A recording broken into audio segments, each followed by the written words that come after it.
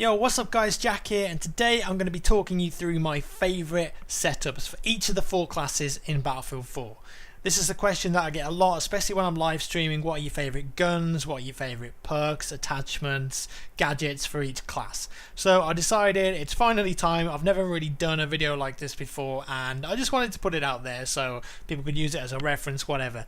And this is entirely subjective, like this is my opinion on how you should play the classes and my favorite guns and attachments and all that. So what I'm going to say here, you're probably going to completely disagree with, and you're probably going to have different favorites. Of course you are. Anyways, so this is my go-to try hard on my favorite class setups. Okay, let's start with Assault.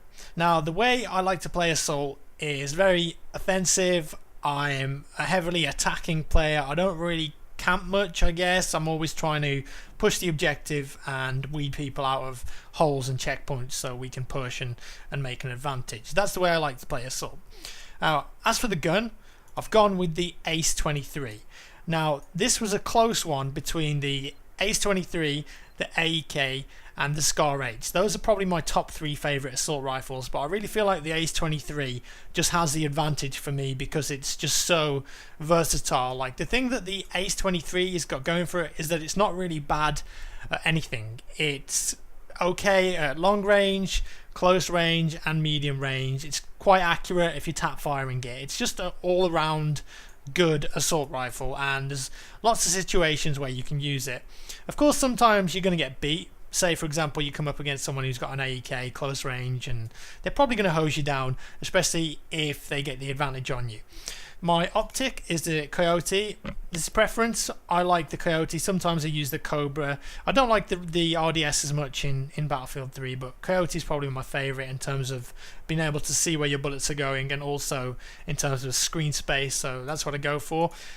Laser sight, obviously that's going to increase the hip fire, so you're going to have better hip fire, but remember that this can be toggled on and off, because there are some situations in game when, say for example, there's a smoke or there's some rubble and dust from a particle effect, something like that, where your laser sight can quite clearly be seen through the smoke. And you really need to be wary of that, because if you've got your laser sight on, it's really easy for someone on the other side of that smoke to shoot you, because they can just see exactly where this beam's coming from. So if you're taking a laser sight, remember that you can toggle it, you can turn it on and off. Now on PC, the default key for that is T, and that's what I actually use. I don't know what it is on console, but just if you're using a laser sight, be mindful of that. Remember, turn it off and on. Just keep that in mind. As for barrel and underbarrel attachments, the muzzle brake, that's pretty good for this gun. Just helps control the recoil a bit, and the ergo is good for when you're sort of like moving and shooting. And I really feel like the muzzle and the ergo combination on the Ace 23 is the best for my playstyle. Now, as for the secondary weapon, it's got to be the 44 Magnum when I'm playing Assault, and I don't run any attachments on this because it'd just be wrong. You know, you've got to use the Magnum stock. Okay, I love the iron sights. I feel like it's accurate enough, and the Magnum is really good because if you get into a situation where you run out of ammo in your primary, you haven't got time for a reload, you can just quickly switch to it. It's a one-hit kill headshot. You know, that's pretty awesome for a pistol. If you're accurate enough, you can just pull it out, wait for someone to walk through a door, and just bam, just crack a bullet in their skull. Also, if you're shooting at someone like a bit further away and you get a load of hit markers on them, you know they're on low HP, but you haven't got time for a reload before they get behind cover. Sometimes just whipping out the Magnum instead, you can just shoot them in the leg or something, or just the torso, but before they get around that cover, and that's going to guarantee you some nice kills. So yeah, secondary is the Magnum. As for my gadgets when I'm playing as Assault, it's got to be the med bag and the defibs. Gadget 1, med bag. This is probably the most overpowered thing in the game, and it's really what makes the Assault class so good in Battlefield 3 and Battlefield 4. You've got the best primary weapons. You've got a med bag which you can put down, which regenerates not only your health but also the health of your team. So before you peek a corner, you can chuck this down, and if you're going up against pretty much any other class, you're probably going to win, unless they're like a really good aimer and they've got a sniper rifle and shoot you in the face. Because the second you start taking damage, when you come out of that combat state, whatever, you're just gonna be regenerating health. It's a massive advantage. Medbag is overpowered as hell. Gadget 2, like I said, defibs. I think as a medic, you've really got to take defibs because you can bring people back from the dead, right? You know, it saves them having to respawn and then expend a ticket. So if you can defib, take it. Also, don't forget that the longer you charge the defibs, the more HP your teammate is going to come back with, which is massive. It's a really big deal, because if you just go around giving 20 revives to everyone, number one, you get less points. Yeah, no one wants less points. And number two, when they come back from the dead, they're going to be on 20 HP, which means pretty much one bullet from any gun in the game is going to kill them, and that's going to frustrate them, and it also means that they are going to expend a ticket when they respawn. So yeah, defibs, really important. As for the grenade, M67 frag, I've actually picked the M67 on all four of the classes because I feel it's the most powerful grenade if you're good with it. You can bounce it, you can do some sexy set grenades, and it's also one hit kill if the enemy's close enough.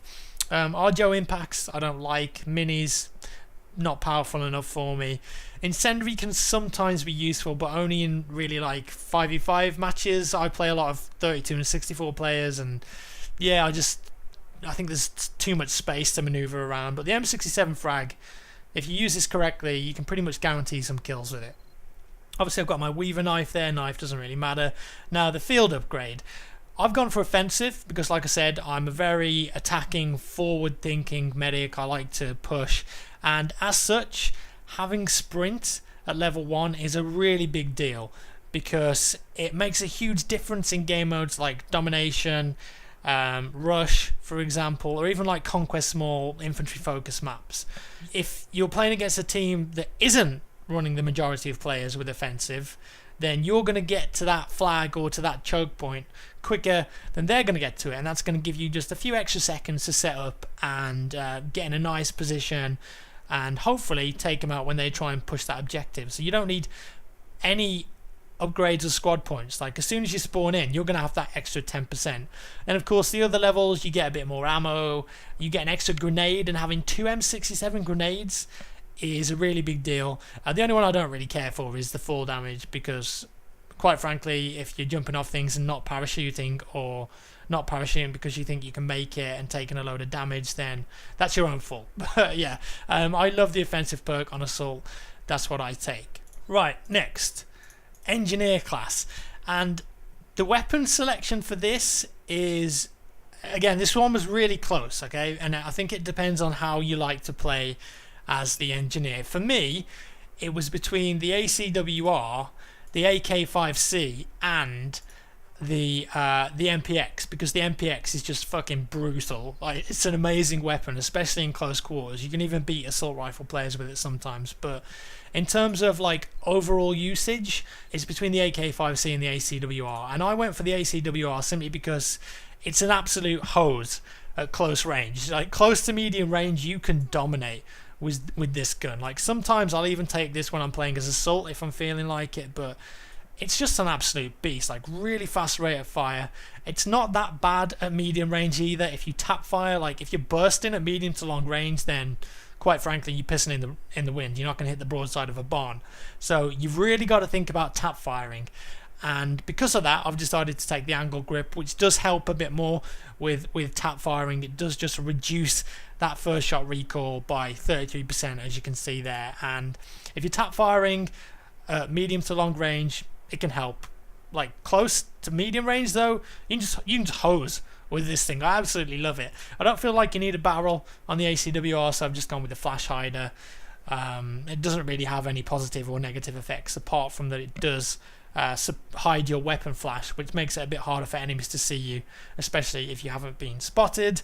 Accessory, again, laser sight. It's pretty much the same thing as the Ace-23 with this. Just take the laser sight, but be mindful that people are going to see you more clearly if you've got this on all the time, so just keep that toggle in mind.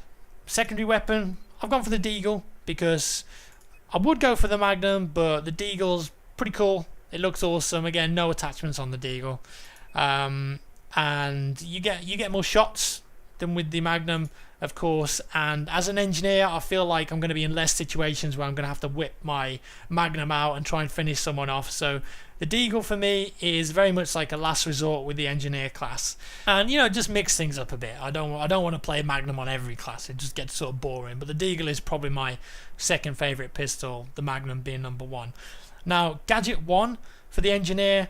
As an engineer, I really think you've got to be taking a rocket launcher of some sorts. The anti-air missiles, they're just useless in my opinion, the Stinger and the Igla. As for the S-RAW, the S-RAW is very good, especially for taking out helicopters if you practice with it. The RPG, it's got a bit too much dip on it for me. The reason that I've gone with the S-MAW, or the SMAW, is because it fires so quickly and you can very easily hit little birds and transport helicopters with this thing with just a little bit of practice. And even if you need to take out land vehicles like tanks, LAVs, jeeps, I just prefer it. It reminds me of the rocket launcher from Quake 3. It's kind of stupid, completely different game, but I just love the speed of the projectile. There's very little dip on it as well, and sometimes you can even use this to accurately take out infantry. If you've got the RPG, it's kind of hard to hit infantry that are far away, but if you've got the SMAW, you just aim up a little bit. For guys that are like, 300 meters away or something, you can still be quite accurate with the SMAW, and because it travels so fast, you don't really need to predict where they're going. So I picked the SMAW, although keep in mind the RPG does do slightly more damage, and if you're really good with the S-RAW, that can also be a good alternative. Gadget 2, repair tool. I think as an engineer, again, this is absolutely necessary. You've got to have a repair tool. If you're playing on conquest maps and you're in a tank, or you see a tank coming past you, or an LAV, and say they're having a 1v1 with another tank, if you're repairing, 90% of the time they're going to win. They're constantly getting regenerated by you. As long as you stay in cover and think about your position based on the enemy tank so you don't just get killed by it, you can really help with repairing vehicles. Especially like, say you're in an attack helicopter or something and you take a hit from a Stinger or a lock-on missile from another jet. It's okay, you land, you whip out your repair tool, and you can be back up in the sky quicker than if you were to just leave the automatic repairing. And of course there are points where a vehicle's taken that much damage that doesn't repair and it just slowly degrades and explodes, and if you haven't got a repair tool for that sort of situation, you're pretty screwed, especially if you're miles away from the battlefield. So yeah, repair tool as an engineer, I'm always using this, and it's also funny, sometimes you can use it to troll recons. If you come up behind a recon or something, just death by repair tool has to be one of the worst ways to go. And it's also super useful against other tanks as well. Like if you're having a 1v1 with a tank and you run out of ammo or something, or you don't have any rockets left and you jump out, you can quickly just get a sneak up to the tank, get your repair tool out, and actually kill them with the repair tool, which is kind of useful sometimes, believe it or not. Grenades, gone for the frag again. Now the field upgrade on the engineer, I've taken mechanic, and again this works really well with the whole repairing and being in a tank and trying to survive explosives. So at number 1, you have 35% faster repairs. That's amazing, simply put. If you're in a little bird repairing on the side and you go up against another little bird who doesn't have that perk, it makes a huge difference, massive difference, especially for tanks as well. So take that perk, mechanic. It's really, really good. Of course, level 2, decreased damage from explosions by 15%. It's pretty good. Level 3, cover, decrease amount of incoming suppression by 50%. Suppression is a pretty big deal in Battlefield 4, not as much as it was in Battlefield 3. You can still accurately return fire if you can sort of like control the suppression in Battlefield 4, but 50%'s quite a lot if you can get to that level. Level 4, again, this is really, really useful, way more useful than the offensive perk which I took for Assault. If you're occupied in a vehicle with this perk, it's going to slowly repair vehicles that are nearby you, so that means you don't have to get out and start repairing with your repair tool, which is great, because if you're in control of a tank or something, you don't want to get out and have some noob just get into it and just start driving off with it. That's okay. If you're in the tank and you've got level 4, you're going to be repairing other vehicles around you. Great. So that's my engineer setup. Next, support. Right. Now support is a bit of a funny one. Like, there are several ways to play support. You can actually take like a carbine or a DMR. I've been practicing a lot with the DMRs lately because they've been buffed recently and they're actually pretty good now, especially the RFB and the MK11. But as a support player in a Battlefield game, I really feel like you've got to take an LMG. And my absolute favourite LMG is the MG4. It's just incredible. Rate of fire 800. You get 200 rounds in a magazine, which is just crazy. you can go to town with the MG4, and the tap firing on this thing is amazing as well. As for optics, reflex, coyote, cobra, whatever you want, just any of those three. Laser sight again. The barrel attachment, sometimes I like to take suppressor. It depends on the map. If it's a big back range map like Metro or Locker, having a suppressor can lead to some really big epic back ranges, because they just don't see you on the minimap, and if they haven't turned around to physically look at you, then you're going to kill everyone. But if it's not a map like that, I take flash hider. I don't feel like you need heavy barrel or compensator or muzzle brake with this weapon. Underbarrel, I've gone for the stubby grip again. You know, this is a nice attachment for this weapon. I think it works pretty well. Reduces the penalty for automatic fire, so as long as you're not going crazy with your bursts at like medium to long range, you should be good. The MG4 is brilliant for bursting and tap firing, okay, so keep that in mind. You only ever really want to go full auto with this thing when you're doing one of those epic back ranges, so don't forget that. Tap firing with the MG4 is going to get you a lot of kills. As for the secondary, just mixing things up, the P226 is probably my third favourite pistol in the game, and I've taken the laser sight with it because why not, you know, it doesn't really have any disadvantages on pistols. It's not a pistol that I'm going to be using much, especially if I've got an LMG with 200 rounds in the mag, and I really feel like the accuracy and the rate of fire, especially on the P226, is good. I like it. It's definitely one of my favourite pistols. Now, gadgets on support, you got to take C4, right? You got to help out with the engineers. If there's a vehicle coming by and you've got an engineer that's run out of ammo, you can set a trap. If you're sneaky enough, you can run up to a vehicle, put C4 on it. 2 C4 will actually kill most vehicles in this game as well. In Battlefield 3, I seem to remember it was 3 C4, but a lot of people don't know you can actually take out most tanks and vehicles in Battlefield 4 with only 2 C4, which is pretty awesome. And also, of course, it's anti-infantry, so if you're playing on a clusterfuck map like Pearl Market, Locker, Operation Metro, whatever, or a rush map, for example, and you get to a choke point where you're on one side of a wall and they're on the other, and you can throw C4 over the top, you just do a little jump, just boom, Kobe, post the C4 over there, boom, and you can just get like 6 or 7 kills with 1 C4. Like, that's pretty incredible. So as a support player, C4 is very important. Second gadget, it's got to be the ammo box. Like UCAV, it's a bit scrubby. APS doesn't really have that many uses. The mortar, okay, some levels you can use it. Claymore, get out, scrub. The XM25 is actually a pretty good weapon. The Ballistic Shield, again, it's not useful enough for me. The most important thing to your team when playing as support is dropping that ammo box, because so many times I'm running around and I'm like, I need ammo, give me some fucking ammo, bitch, now, and then nothing. They just don't drop ammo, whether it's they're just not paying attention or they haven't got it equipped. So if I'm playing as a support and I'm really, I've got the try hard pants on, I'm always going to take an ammo box. You can get so many points. It's a really big help to your team, especially to engineers that need explosives. Support, ammo box, that's what you want to be doing. Take it. Right. Field upgrades. Defensive. Now, I've taken the defensive perk. It's not as good as it used to be since the big patch, but it still does reduce a little bit of the damage to your torso in certain situations. So it's okay. Like, especially close range, you're not going to get one shot in the chest by a sniper rifle. The main reason I've taken it for support are the levels after that. So level 2, that decreases the amount of incoming suppression by 50%. Like I said, I think you get that level 4 with the engineer. Let me just double check that.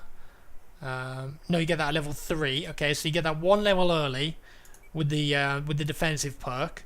50% is a big deal, and if you're a support player that's like out in the open maybe and you're just holding down fire trying to hose a load of people, if you're suppressed, that's going to have a big impact on where those bullets are going, because the recoil and the spread on the LMGs is some of the biggest in the game. So you don't want suppression. If you can reduce that by 50%, that's great.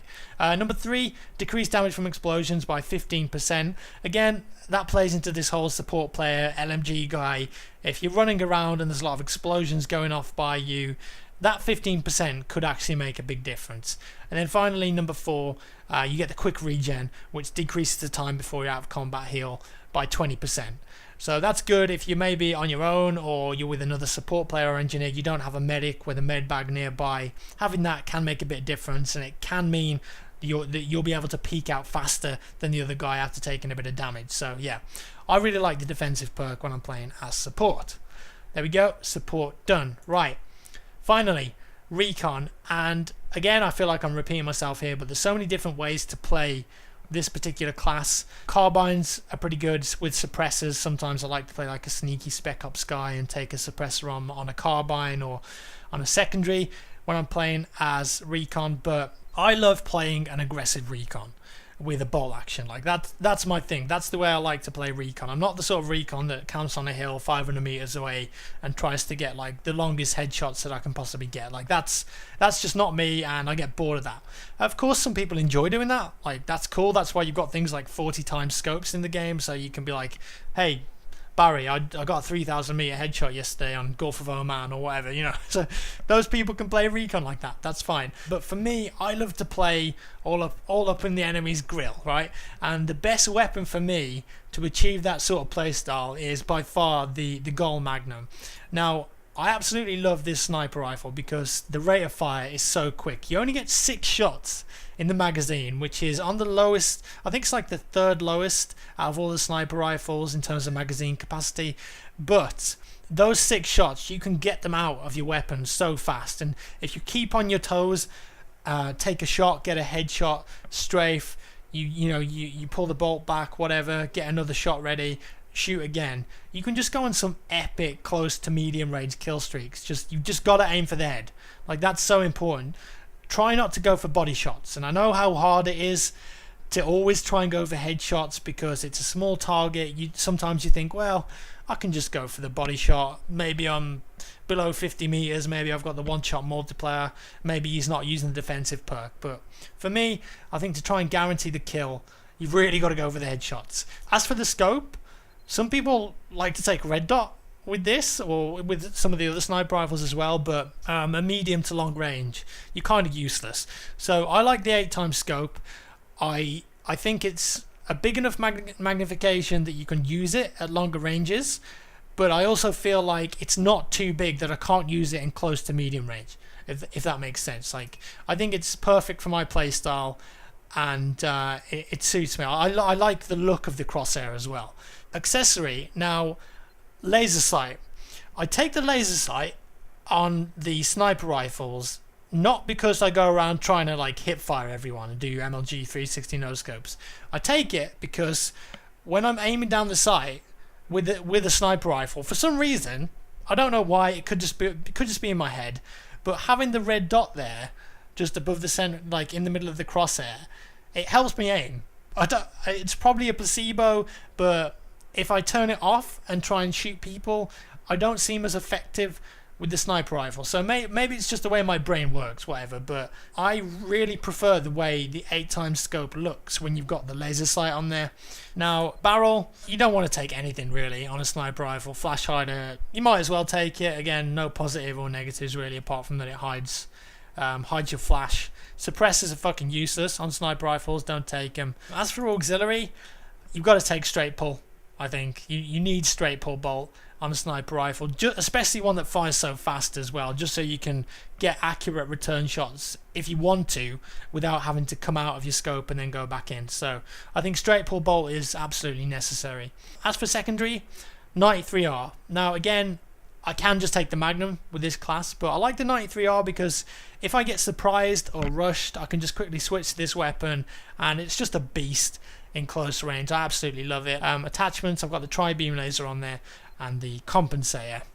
Gadgets on Recon. This one again is a bit funny because I think something like the motion sensor can be quite useful, especially on smaller levels, and if you're playing like an aggressive playstyle, if you need to attack an objective, for example, you can just throw one of these balls into a building and it's going to show you everyone on the minimap, which is a really big deal, right? The soft lam is kind of useless in BF4. The PLD can be useful for spotting people, but I only really like taking the PLD when I'm trying to do that long range sniping that I talked about, because it's really easy to spot people with it. Claymore, nah. SUAV, nah. It's good for trolling, I guess. The MAV is a really good support gadget, but it doesn't fit my, I don't mean supporters in the support class, I mean if you're playing as a Recon in a support role, you can really take this, fly it above a map and just spot everyone. You can also destroy mortars, claymores and C4 with it, which a lot of people don't know. So sometimes if you've got an MAV and there's some enemy C4 or mines on the road or something and a vehicle's about to run over it, you can actually blow that C4 up and get vehicle kills and infantry kills, which is pretty nice. But as a Recon, C4, it's really your only defense against vehicles. So if you've got a nice spot somewhere or a tank rolls by and they haven't spotted you, just stick a couple C4 on and you can take that vehicle out, and you've made a big difference to your team there. So I take C4. Also, if people rush you and there's a big rock or something, you can put a C4 down, run in the other direction. When you see them, just blow the C4 up. It's an easy way to get kills, especially against assault players who are going to have fast firing, really strong assault rifles. So Gadget 2. Now I've taken the radio beacon here because, again, if we're talking about the best way to play your class, the best way to help your team, I really feel like the radio beacon it's strong. It is a really strong gadget. If you're making a push on somewhere like a point, or you're rushing an MCOM or something and your squad gets wiped out, if you've got one of these things down in a secure location, it doesn't matter. You can all spawn in again and you're back, you're right at the front and you're taking it to the enemy straight away. Radio beacons are really, really good. If you can spawn on something, if you can get this in somewhere nice, in a position where you can parachute maybe onto a roof above an objective.